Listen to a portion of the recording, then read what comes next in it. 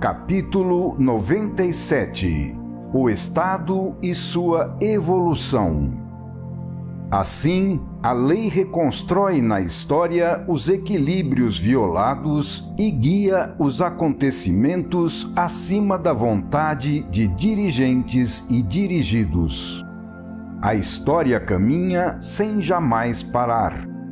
Cada século produz, elabora e assimila um conceito, entregando o realizado como patrimônio hereditário acumulado ao século seguinte, que se preparará para novas criações.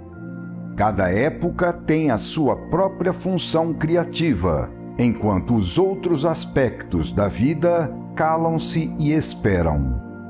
Dessa forma, a Idade Média, vivendo um tormento de alma entre violências e paixões, terrores satânicos e visões místicas, entregou-se à construção da sua consciência do bem e do mal, para reencontrar a voz de Deus, realizando um esforço fatigante, acompanhado do flagelo de uma dor coletiva opressora, a fim de realizar o sonho da libertação individual.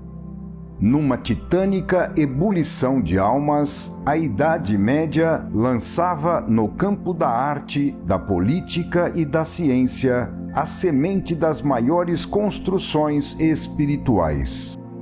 Vosso século deixou o espírito no esquecimento para criar no campo da ciência, da mecânica e da velocidade, que fundamentaram vossa psicologia.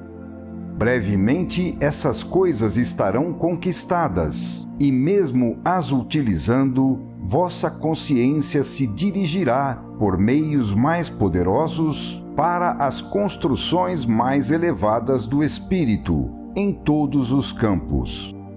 As leis da vida, adormecidas por milênios num ritmo uniforme, sofreram um massacre dela e estão despertas hoje para vos lançar em direção à nova civilização do terceiro milênio.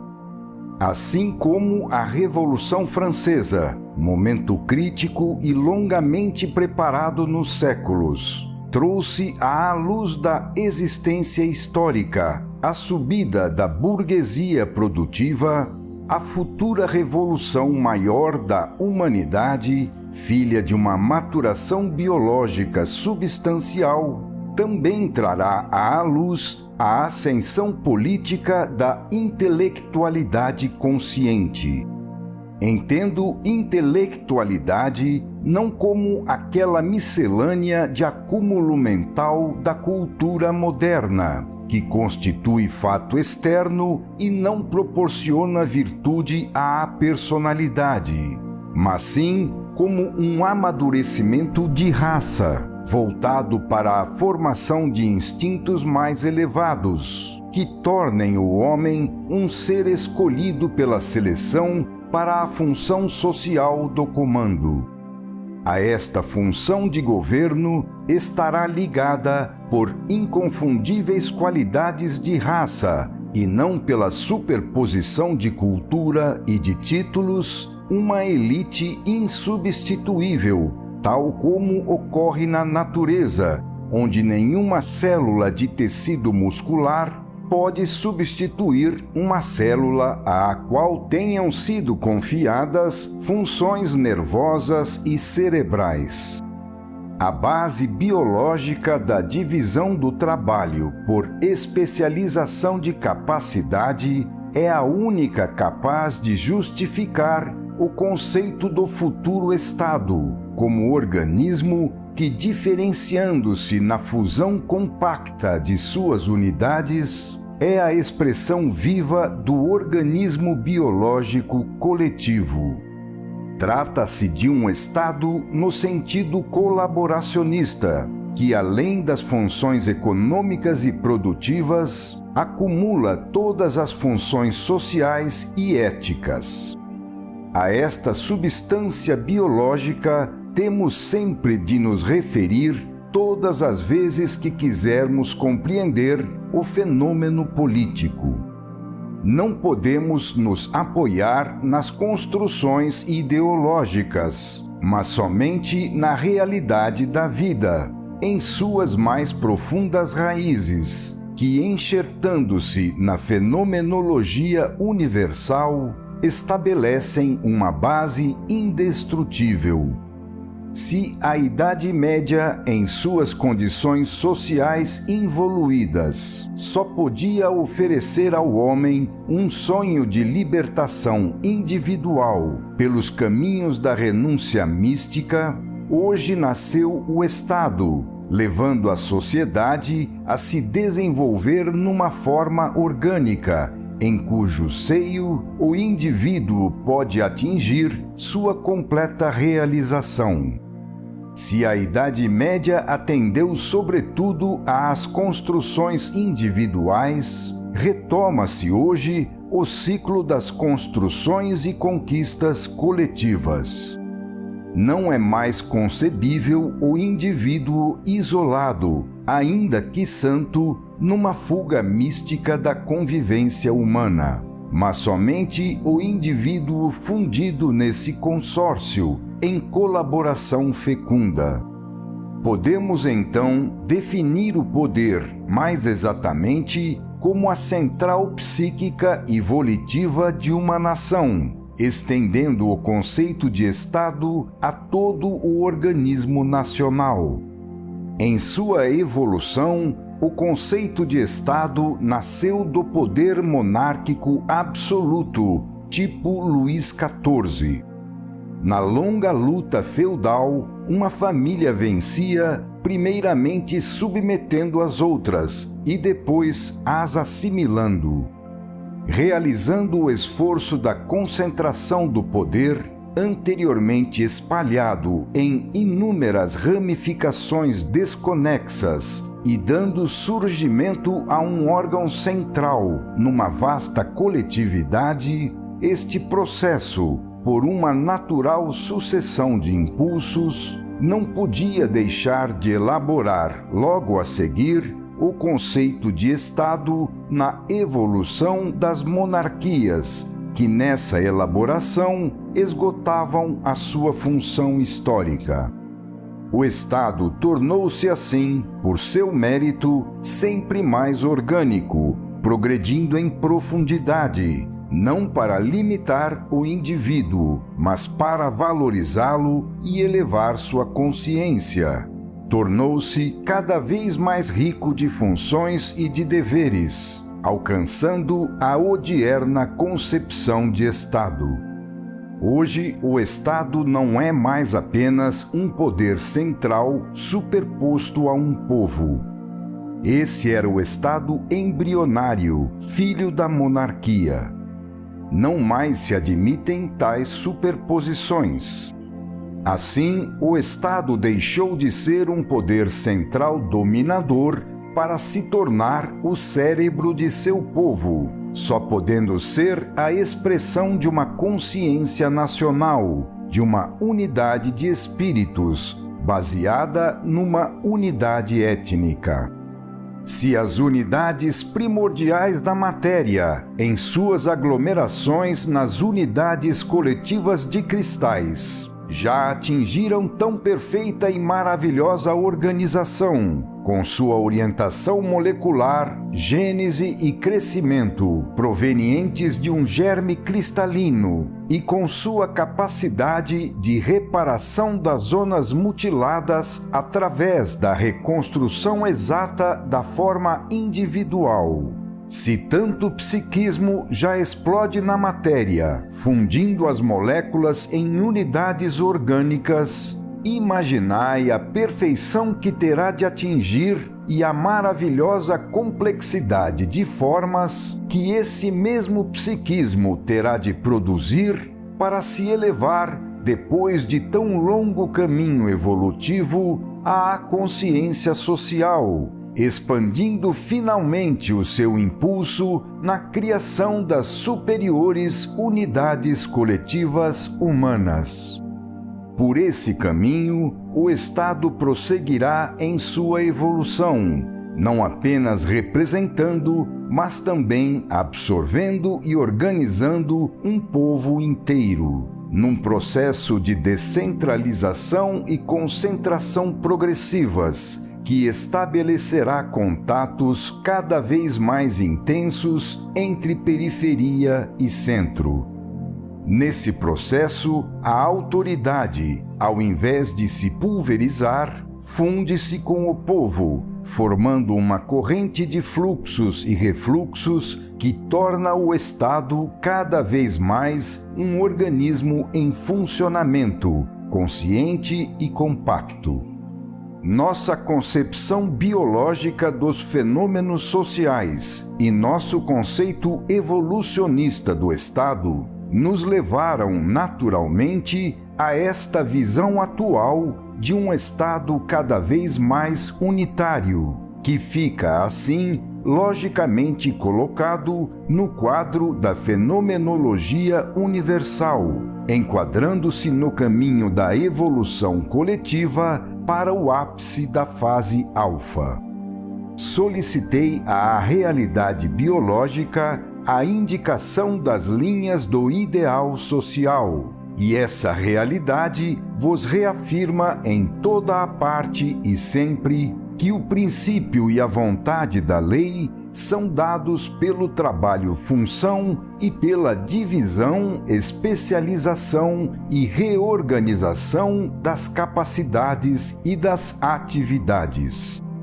Observai que ao conceito de Estado foram dados aqui fundamentos universais. Nenhum sistema político jamais soube se justificar mediante uma filosofia científica que remontasse à gênese da matéria, da energia e da vida. Trata-se de conclusões que, estreitadas num encadeamento férreo de racionalidade, são espontâneas e inevitáveis num organismo de conceitos e de fatos, como sucede também no universo e nesta síntese que o descreve. Hoje já está nascido o Estado. Não podiam ser denominados assim os velhos organismos políticos, que, baseados na superposição de classes, chegavam ao absurdo inadmissível de um domínio estrangeiro. Hoje, um povo não é um domínio, mas sim um organismo cuja alma é o Estado. Esta é a etapa odierna das unificações dos indivíduos em coletividades cada vez mais amplas, que progridem da família à classe, à nação e à humanidade. Para se atingir a condição de saber viver como unidade coletiva superior, é necessário passar pelas unificações componentes menores, vivendo-as através de uma gradativa maturação da consciência. São absurdos, então, os internacionalismos abstratos, porquanto o mundo ainda trabalha para encontrar suas unidades étnicas menores, que constituem a sua atual criação, antes ignorada. Progredindo em sua formação por continuidade, uma unidade coletiva não pode ser um mero agregado ao qual são impostas leis externas por coerção, pois ela, para resistir ao choque do tempo, tem que ser um organismo regido por uma consciência coletiva, constituindo uma fusão de almas, cujo funcionamento só pode ocorrer após longa maturação. Uma unidade só se mantém na medida em que tiver alcançado sua formação e enquanto corresponder a outra íntima unidade psíquica que a mantenha coesa.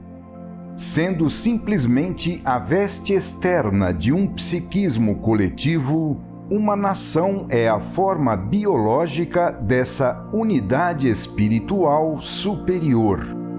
Hoje, o Estado só pode ser povo, enquanto o povo só pode existir organizado como Estado.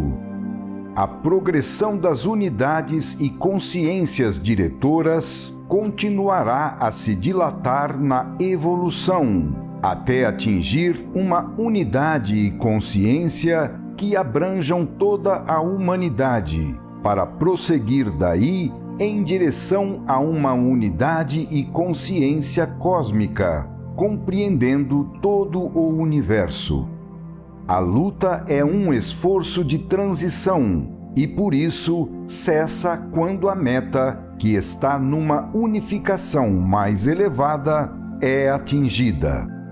Essa é a tendência constante, constituindo o significado das grandes tentativas de formação de impérios na história. O ser busca a unidade política, científica e espiritual. O campo político, assim como todos os outros, também é constituído de verdades relativas e progressivas, razão pela qual não só um povo constitui uma unidade em contínua evolução, mas também o conceito de Estado está em constante progresso. Cada geração, assim como vive por momentos sucessivos a sua verdade artística, científica, ética e religiosa, também vive a cada momento um gradativo desenvolvimento da verdade política do próprio povo. Somente hoje é possível se falar em Estado. Para chegar nesse ponto, a jornada foi longa. Trata-se sempre de uma maturação biológica longamente elaborada, mesmo quando explode em revoluções. Desde suas origens, a unidade coletiva expressou o seu poder central pelo método da seleção biológica e, uma vez tendo criado esse centro, disciplinou progressivamente seus poderes. Primeiramente por coação, segundo o arbítrio de um vencedor. Depois por convenção, segundo o arbítrio das maiorias. Finalmente, hoje, pela função coletiva, segundo a justiça. Essas são as etapas evolutivas do princípio da atribuição de poderes.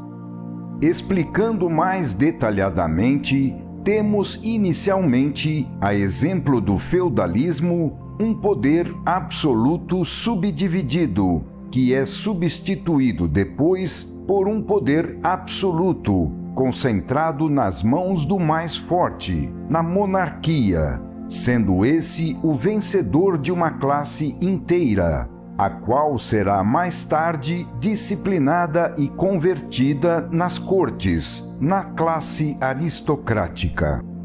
Este centro, então, ainda se ressente das origens familiares, em que o chefe é um dominador dos seus consanguíneos e o poder é hereditário. Isto demonstra que o poder nasceu da família, das mãos do seu chefe, e que a família é o instituto basilar da sociedade humana. Nesse estágio, o poder é conquista. A função dirigente, então, atravessa a fase da luta, inerente aos períodos de formação, na qual a força ainda não foi elevada a direito e justiça. Estamos na perfeição da monarquia absoluta, como Luís XIV, o Rei Sol, que dizia: "O Estado sou eu". Mas depois de meio século de abusos com Luís XV, todo o sistema desaba com Luís XVI. O fenômeno político, assim como todos os outros, também procede por amadurecimento de ciclos. A Revolução reagiu, confiando o poder absoluto às maiorias. O povo, então, tornou-se rei, enquanto o poder, deslocando-se de um máximo de centralização a um máximo de descentralização, passou a ser chamado de representativo ou democrático. Assim, em meio a excessos e reações corretivas extremas, caminhava a evolução do comando, que sempre tendia ao abuso, pois o homem ainda não evoluíra além desse ponto. A causa que não se aperfeiçoara o suficiente avançava através de uma série de enérgicos contragolpes, porque a lei de equilíbrio impunha a necessidade de uma correção contínua. Num estado de inconsciência que gerava abuso e excesso, a evolução não podia caminhar senão oscilando entre impulsos e contraimpulsos. O conceito de soberania popular nascia como reação ao abuso da soberania de um único indivíduo. Mas, substancialmente, o arbítrio de um único indivíduo foi sucedido pelo arbítrio das multidões. Acredita-se somente nas mudanças de sistemas, deixando-se de ver que a substância decisiva é a maturação do homem. A Revolução Francesa iniciou o povo na difícil arte do mando, mas, desde os primeiros momentos, o povo demonstrou-se incompetente e inconsciente, excedendo-se nos piores abusos.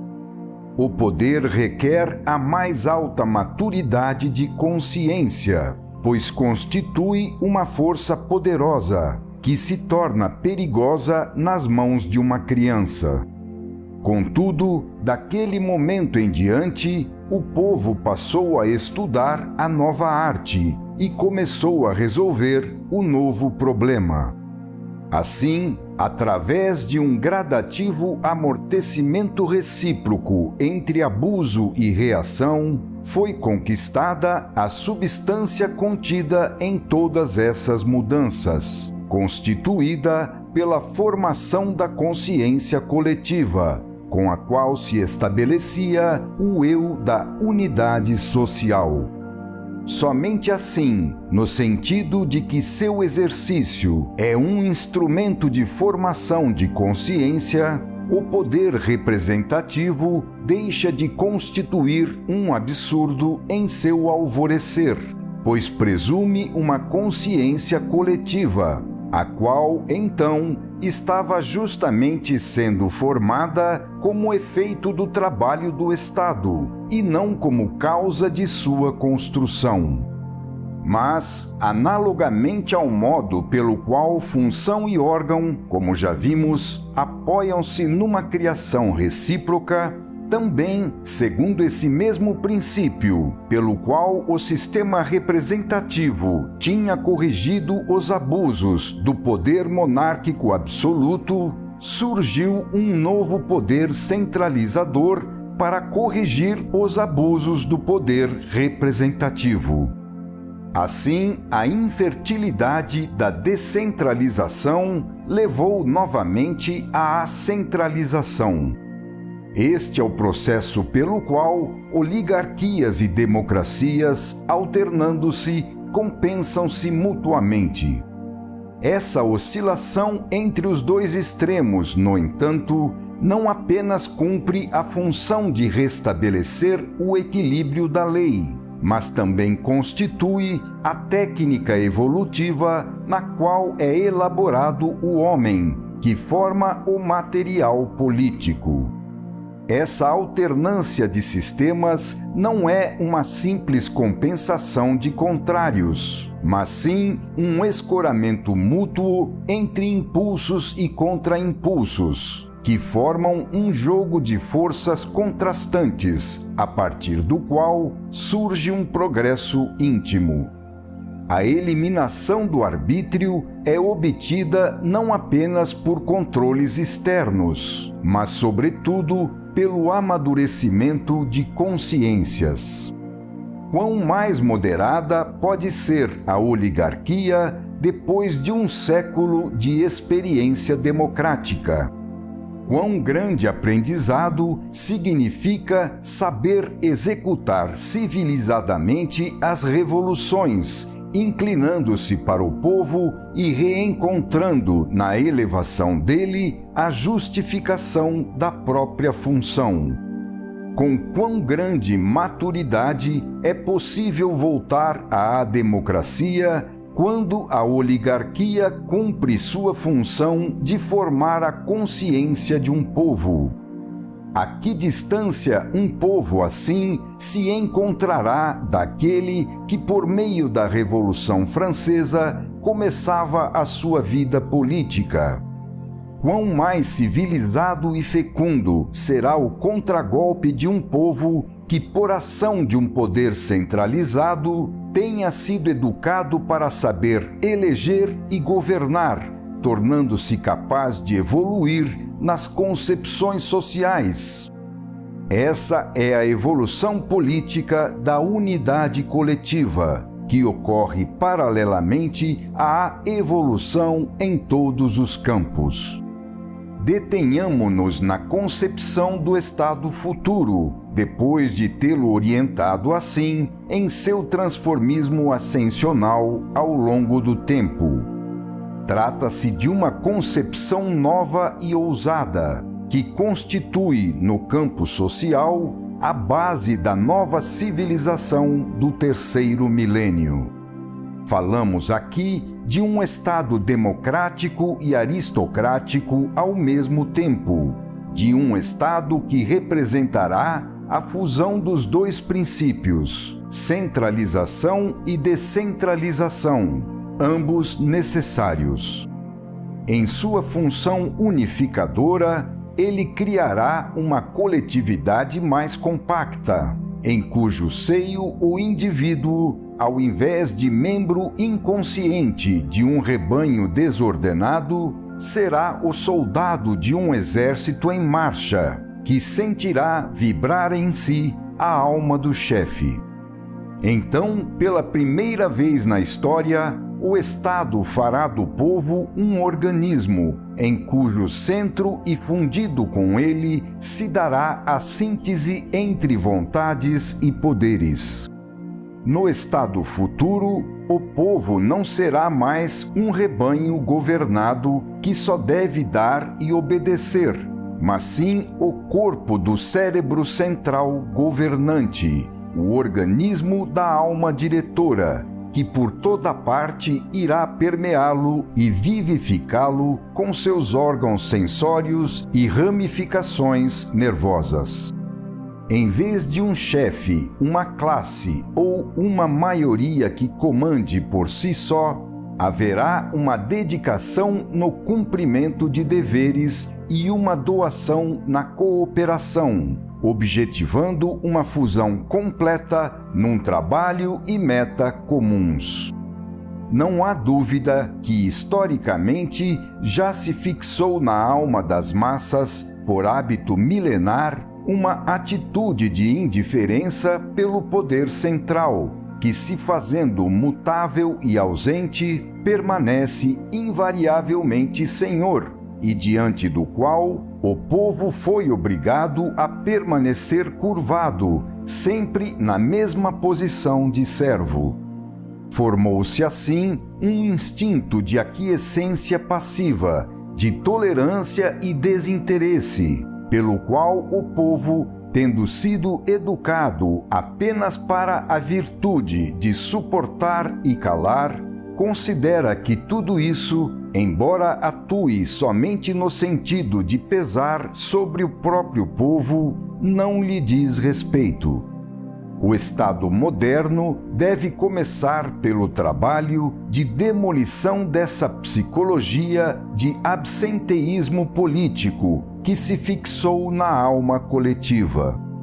Deveis ponderar que toda concepção ou realização política, pelo fato de ser a síntese de todo o passado, jamais constitui a última meta definitivamente alcançada, mas sim o germe de um futuro ilimitado. Final do capítulo 97.